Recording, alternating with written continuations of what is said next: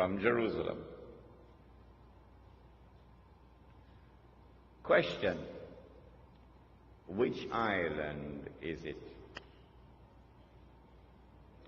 Before we attempt to answer the question, let us turn to another hadith, another statement of the Prophet ﷺ, which is of crucial importance. It is also in Sahih Muslim. He said that when the Antichrist is released, he will live on earth for 40 days. 40 days.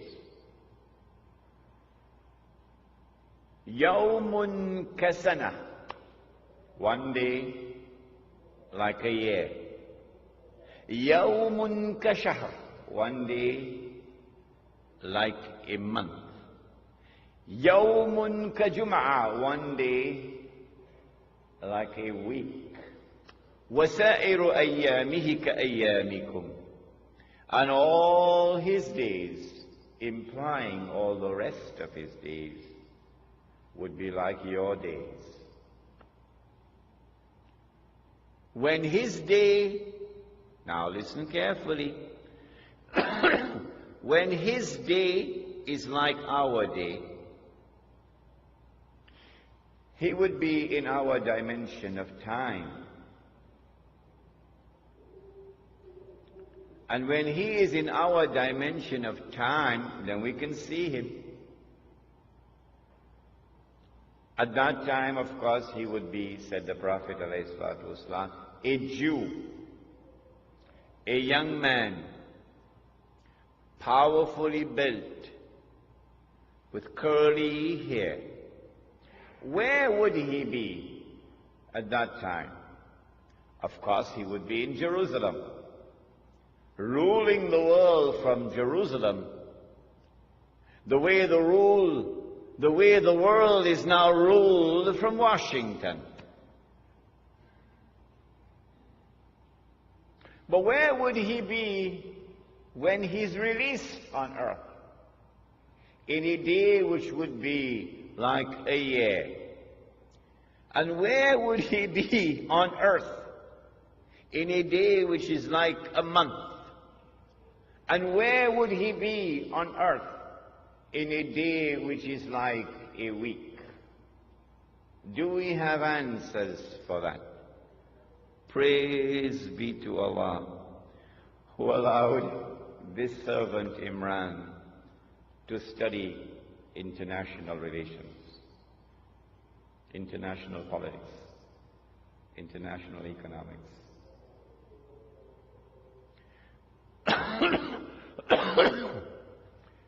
The answer, of course, is that when he's released on earth, he would be on that island. And from that island, he will launch his mission to liberate the Holy Land, to bring the Jews back to the Holy Land, to reclaim it as their own, to restore a state of Israel in the Holy Land, and get the Jews to believe that this is the holy Israel of David and of Solomon, alayhi salam, and to cause that state of Israel to become the ruling state in the world. Which island is it? This is my answer.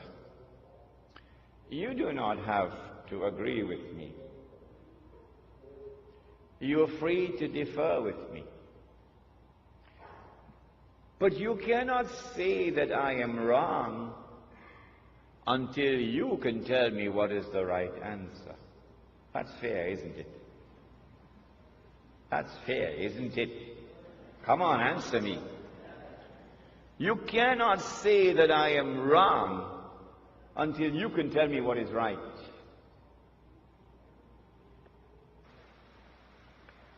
An amazing thing has happened.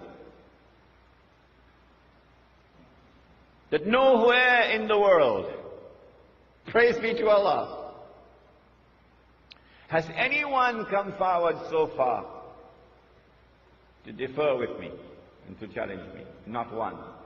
Until I came to Trinidad in August. And one fellow in Trinidad challenged me. In November of 1917, the British government did something which was incredibly strange and mysterious. A Britain which is now the prince of the secular world. The secular world takes religion out of politics. And Britain is the prince of the secular world.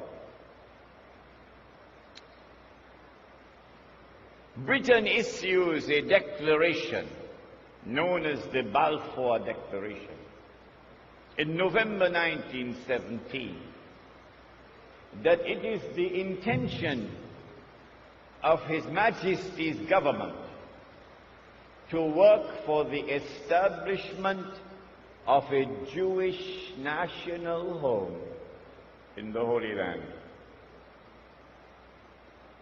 Did you hear that? The only thing stranger than that that ever occurred in history was the day that the cow jumped over the moon. Why would a secular state, which leads the world of secular states, declare its intention to work for the establishment of a Jewish national home, meaning a Jewish state, in the Holy Land?